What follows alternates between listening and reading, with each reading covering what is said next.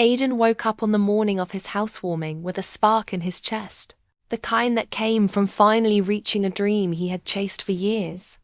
He walked through his new home, touching the smooth counters, opening the blinds to let the sun spill in, imagining his parents' proud faces when they arrived. Every detail in the house felt like a piece of his life lay bare. Quiet nights studying, long work shifts, skipped vacations, and all the choices he made alone. He had told everyone how excited his parents were to see it. But as he checked his phone for the 10th time, the excitement shrank, replaced by a small knot of worry. His parents were never late with calls, at least not when it came to new things for his sister, Leah. Just as he was about to call them, his phone rang. His mother's voice came through, quick and distracted. She told him they couldn't make it, that Leah needed groceries and help with the baby, and they'd promised they would go. Aidan stood still, feeling the air around him shift as if someone had cracked an invisible wall. Groceries? That was the reason. He tried to keep his voice steady, tried to sound understanding, but the words tasted strange. Couldn't they go tomorrow? Couldn't they come later? His father cut in with a calm tone, asking him to understand, saying it would mean a lot to Leah. Then they ended the call as if it were a normal conversation, as if nothing had shifted in Aidan's world. He lowered his phone slowly, staring at the blank screen, listening to the quiet of the house that was supposed to be filled with laughter that day. He had planned a simple gathering, nothing huge, just family, a few snacks, maybe a toast. Now the silence felt louder than any crowd. He walked from room to room, trying to pretend the day didn't hurt, telling himself it was fine, that this was not the first time Leah came first. But the disappointment clung to him. He tried turning on music, tried organizing things, tried calling friends, but nothing filled the space his parents' absence left behind. That night he lay awake, feeling something inside him chip just slightly. He didn't want to be jealous. He didn't want to feel second. But the feeling settled deep. The next day he kept trying to push it down. He made coffee, opened his windows, focused on work, anything to keep his mind from circling the same thought. They didn't come. He repeated it in his head even when he didn't want to.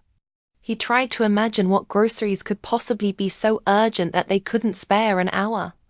The thought frustrated him, but he kept quiet. He didn't want to start an argument or cause tension. He was tired of tension. 2 days later, he sat on his couch flipping through TV channels, letting the background noise wash over him while he tried to settle into the house that still didn't feel celebrated. Halfway through a channel switch, his hand froze. On the screen stood his parents. At first, he thought he imagined it, but then he heard his mother's laugh, the one she always used when she was nervous and wanted to sound upbeat. A reporter stood beside them, smiling, interviewing them in Leah's kitchen. Aidan leaned forward, heart pounding. The headline across the bottom read, "Strong community families supporting new mothers." The camera showed his parents holding grocery bags, smiling warmly as Leah spoke about how grateful she was for their help. The reporter praised them, calling them loving, devoted, always present. Then the words hit Aidan harder than anything else. "We love being there for her," his mother said proudly. His father nodded, adding that family always came first. Aidan stared at the screen as the reporter told the audience more about families who go above and beyond. The room felt colder. It wasn't just that they had skipped his housewarming. It wasn't just that they had helped Leah. It was that they had turned their absence into a story on television, no less. A story that made them look caring and supportive while he sat alone in a quiet house celebrating his milestone by himself. The shock moved quickly into disbelief. Then something heavier that sat in his chest like a stone. They had not only chosen Leah again, they had made it public. Aidan felt both invisible and exposed at the same time. He turned the volume down but couldn't look away. The segment ended with a shot of his parents and Leah smiling together. The picture of harmony. Aidan switched off the TV, but the silence that followed felt heavier than before. He walked into the kitchen, gripping the counter just to ground himself. All his life, he tried not to take things personally, tried to accept the fact that Leah always needed more help, more guidance, more attention. He told himself his parents meant well. He told himself he didn't mind. But now the truth felt sharper. He did mind. It hurt. And this time, they didn't just forget him. They stepped into the spotlight to show how devoted they were, while forgetting the son who had spent years proving he could stand on his own, because they never made room for him to lean. Aidan wasn't angry in the loud, explosive way some people got. His reaction was quieter, deeper, a mix of sadness and something new that surprised him. A small, cold spark he had never felt so clearly. It formed before he realized it. He didn't want to hurt anyone, didn't want to start a war, but he also couldn't ignore the way their choices carved into him. He began thinking back to all the times he had stood on the sidelines, graduations they left early, birthdays they forgot until the next day, small wins they brushed over compared to Leah's constant ups and downs. He tried to push those memories away, but the TV segment had pulled them all to the surface like loose threads he could no longer tuck back in. He sat on his couch and stared at the blank wall, trying to breathe evenly. The house around him looked the same, but it felt different. Like he was standing in a place that belonged to him, that didn't feel earned anymore, because no one who mattered had seen it. His fingers tapped nervously, and he let out a long breath. He didn't want revenge. At least, not the dramatic kind that belonged in movies. But the seed of something had already settled. Not spite clarity. A clarity that told him things had shifted in a way that couldn't be undone. He wanted them to see him. Really see him. Maybe for the first time. He wanted them to understand what their choices did to him.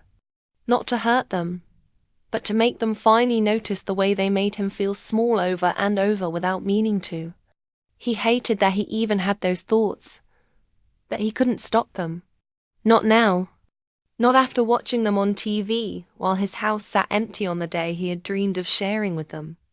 As night came again, Aidan walked through his home slowly, touching the walls as if trying to find comfort in them. He had bought this place with determination and sacrifice. He had imagined celebrating with the people who raised him. Imagined standing next to them while they said how proud they were. Instead, he had watched them smile in someone else's kitchen and talk about family as if the word had only one meaning. That hurt dug deeper with each memory, but it also shaped something inside him, a decision forming quietly. Aidan woke the next morning with a strange heaviness, as if the TV segment from 2 days earlier had left a shadow on the walls of his house. He sat at the edge of his bed, staring at the floor while thoughts raced through him faster than he could sort them. He wished he could shake off the feeling, but every time he blinked, he saw his parents smiling on camera, acting like the perfect family while he sat alone on the biggest day of his life. It wasn't just disappointment anymore. It was a deeper, sharper awareness that things between them had always leaned one way, and he had never wanted to admit it. He made coffee, hoping the simple routine would calm him, but the quiet of the kitchen only reminded him how alone he had been on the day that was supposed to celebrate everything he had worked for. As he drank, an idea formed slowly, almost without permission. He didn't plan revenge in some dramatic way.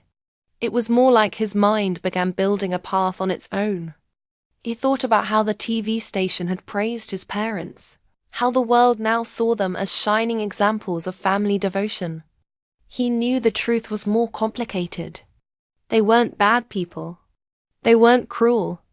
They just didn't notice him the way they noticed Leah. But what if people knew both sides? What if the story on TV had shown the full picture?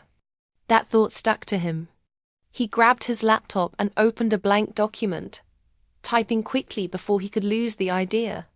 He wrote about his housewarming, about waiting for them, about how they chose groceries over being there for him. He added screenshots of old messages they had forgotten to reply to, pictures of events they skipped, moments where he had stood alone because something for Leah always came first. Each piece of evidence felt like another truth he hadn't said out loud. It wasn't petty. It was honest. At least that's what he told himself as he kept typing. But as he gathered more, something inside him twisted, not sure if he was proving a point or feeding the hurt. He leaned back, staring at the screen, feeling both justified and uncomfortable. He knew this wasn't the kind of person he wanted to be. He didn't want to embarrass them or make them look bad. He just wanted them to see him. Still, the idea of sending the story to the same TV station felt like a way to balance things, a way to let people see the part the cameras didn't show. He saved the document but didn't send it. Not yet. The hesitation came strong. Was this justice or just pain guiding his hands? He closed the laptop and walked around the house, pacing from room to room as if movement would clear the storm in his head. He wished he could talk to someone, but the people he trusted wouldn't understand, and the people involved wouldn't listen. His parents always assumed he was fine, because he rarely complained. He had learned early that being the strong one meant carrying things quietly. But now, carrying it felt heavier than ever. Over the next few days, the weight stayed with him, shaping everything he did. He tried working, but his mind kept drifting back to the saved file. He tried watching shows, but he couldn't concentrate. He tried calling friends, but he didn't want to sound bitter. At night, he replayed moments from his childhood when he had needed support, and they were too busy helping Leah. He remembered school events where he scanned the crowd for them, only to see empty seats. He remembered the time he won an award at work and told them, only to hear them get more excited about Leah's small achievements. These memories didn't usually bother him. He had learned to shrug them off. But now everything felt connected, like the housewarming incident cracked open a door he had kept shut for years. And once he looked inside, he couldn't unsee what was there. Yet he couldn't bring himself to send the story in. He felt torn in two directions. One side wanted the truth to be seen, the other wanted peace. He still loved his parents. He didn't want to hurt them, but he also didn't want to keep pretending nothing was wrong. The conflict followed him everywhere. Even grocery shopping felt different, like he was moving through life with an invisible weight he couldn't explain. One afternoon, he sat on his couch and opened the TV station's website. A form stared back at him, inviting him to submit stories. His heart pounded. His hand hovered over the keyboard. He imagined the segment they might air, the reactions his parents might have, the shock on their faces. Would it make them realize how their choices affected him? Or would it break something forever? He didn't know which scared him more. He closed the laptop again, frustrated that he couldn't make a decision. He wasn't usually indecisive. He liked plans, clear steps, practical solutions. But this wasn't practical. It was emotional, messy, tangled with years of unspoken things. He tried distracting himself, cleaning the house, rearranging furniture, running errands. Nothing helped. The story inside him kept pulling at him. One evening, while scrolling on his phone, he noticed a message from a coworker. "Hey, saw your parents on TV." That was sweet of them. Aiden's jaw tightened. Even people at work saw his parents as saints. And if he told them the truth, he would sound jealous. He put his phone down and exhaled sharply. It felt like no one would ever see what he saw because his parents always looked so kind, so generous, so dedicated. That image followed him everywhere, and now a TV segment reinforced it. He walked into his office and opened the laptop again. He stared at the document he had written. The words looked harsher now. Honest, yes, but colder than he remembered. He scrolled slowly, reading every line, feeling each memory all over again. As he reached the end, he realized something important. He didn't want the world to turn against his parents. He didn't want people attacking them or calling them bad. He wanted understanding, not punishment. That realization softened something in him, but it didn't solve the conflict. He still didn't know how to move forward. In the following week, he found himself thinking more deeply about why this hurt so much. It wasn't the missed housewarming. It was the feeling of always being the afterthought. The feeling of building a life alone while watching them pour every bit of energy into Leah. She needed more help. Yes.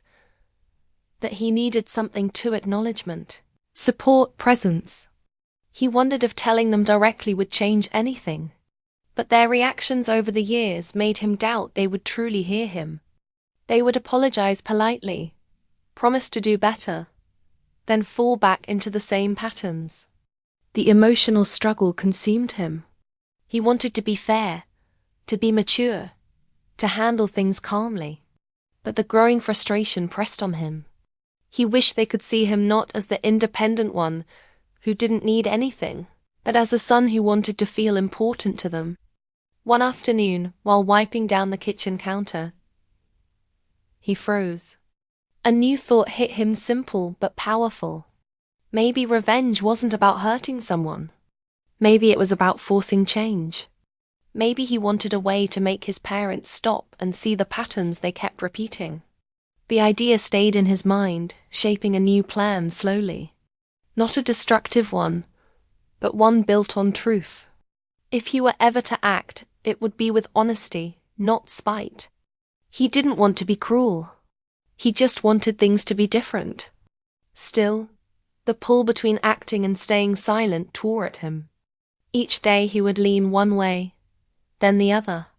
Some mornings he felt strong, ready to tell the world everything. Other mornings he felt guilty for even thinking about it. He knew he was reaching a breaking point, and something would eventually force him to decide.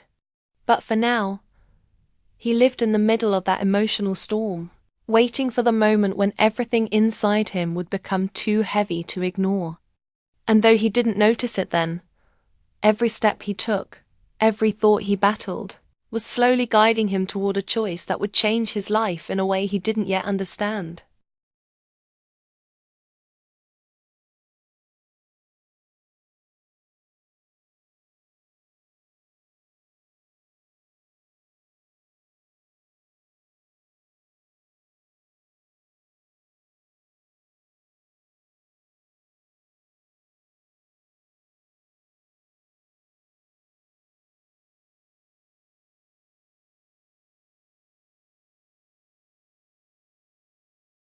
The day the TV station reached out to Aidan, he almost ignored the email because he thought it was spam.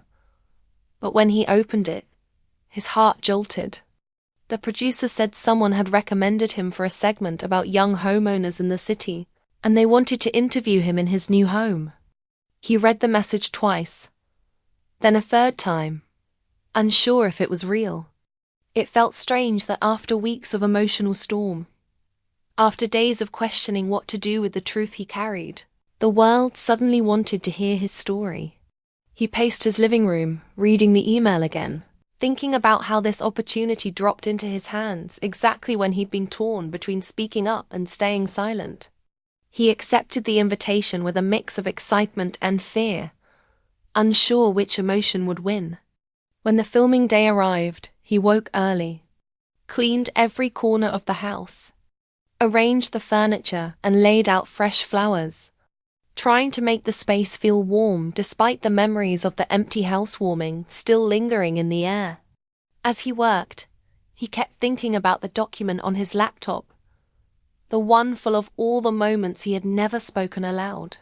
He wondered if this segment was the perfect chance to finally be seen, to say something honest, to show the world that he had built something real without applause. But another part of him worried. Once words were spoken on camera, They couldn't be taken back. When the crew arrived, Aidan greeted them with a smile that felt steadier than he expected. They were friendly, took their time setting up lights, and complimented his home. Each compliment gave him a little warmth, almost like validation he didn't realize he needed. They began filming in his living room, asking about his journey, the challenges he faced, the pride he felt. He answered naturally, describing the long hours, the budgeting, the determination. He could feel himself opening up, letting the truth flow, but always holding back the heaviest parts. Then, midway through the interview, the lead reporter asked the question he feared and expected all at once. Who supported you most through this process? Aidan's breath caught. This was the moment, the crossroads he had been walking toward for weeks. He could tell the truth, the raw truth, about the loneliness, the absence, the housewarming that nobody came to. He could talk about the hurt, the imbalance in his family, the TV segment that had cut him deeper than he wanted to admit. The words formed in his mind, sharp and desperate for release. He imagined the impact if he said them on camera. His parents would see it. Leah would see it. The community would see it. It would be the perfect chance to balance the story they had created on television. A quiet form of justice. He parted his lips, feeling the weight of everything he hadn't said for years press against his voice. But before the words left him, a memory flickered. His mother dropping off soup when he had been sick. His father helping him fill out college forms. Small moments that never made up for the big hurts but still existed. His parents were flawed. Yes, but they weren't heartless. They were human, and humans make mistakes. The thought softened something inside him, but it didn't erase the pain. It only made the decision harder. He felt the camera waiting, the room holding its breath, the air thick with expectation. Then, after what felt like an endless heartbeat, he answered with a calmness he didn't expect. I'm grateful for the challenges I faced. They taught me who I am and what I'm capable of. Support doesn't always come in the ways we expect, but it still helps shape us. The reporter nodded, satisfied. The interview moved on. Aidan felt a strange mix of relief and regret.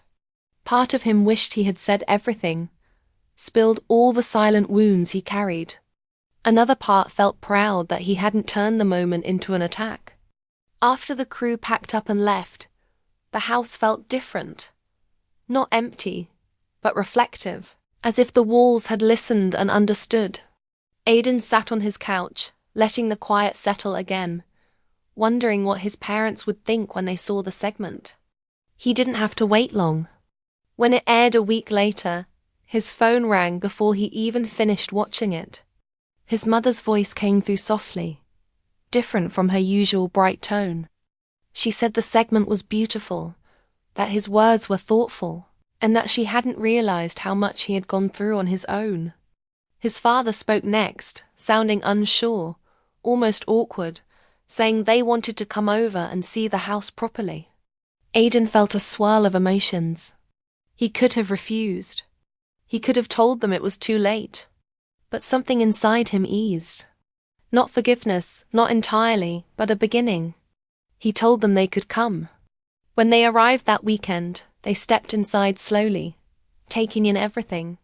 His mother touched the kitchen counter and smiled sadly, as if she could see the day she had missed. His father walked through the living room with quiet pride.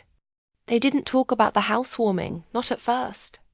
They talked about work, the baby, everyday things. But eventually, as they sat at the dining table, his mother looked at him with a soft, apologetic expression. She said they hadn't realized how much it mattered. She said they didn't mean to make him feel overlooked. His father added that they were trying to help Leah, because she struggled more, that they didn't want Aidan to feel alone. Aidan listened, feeling the old frustration rise, but not as strongly as before. He knew the apology wasn't perfect. He knew it didn't erase years of feeling second. But it was something, a step, a crack in the old pattern. He told them the truth gently, without anger, explaining that he didn't need grand gestures, just presence.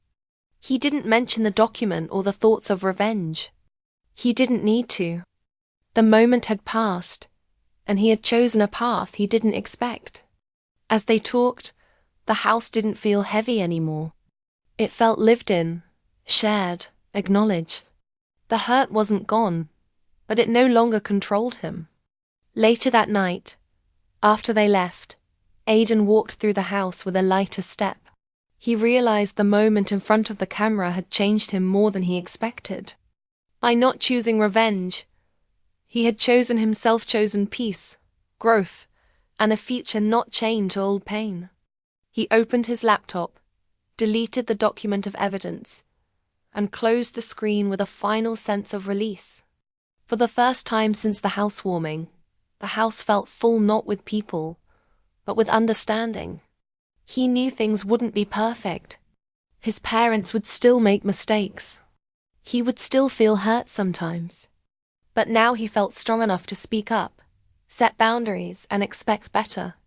He learned that revenge might give a quick sting of satisfaction, but it wouldn't fix anything. What he truly wanted was connection, not destruction. That night, as he stood in his living room looking at the home he had built for himself, he finally felt proud, not just of the house, but of the choice he made when it mattered most.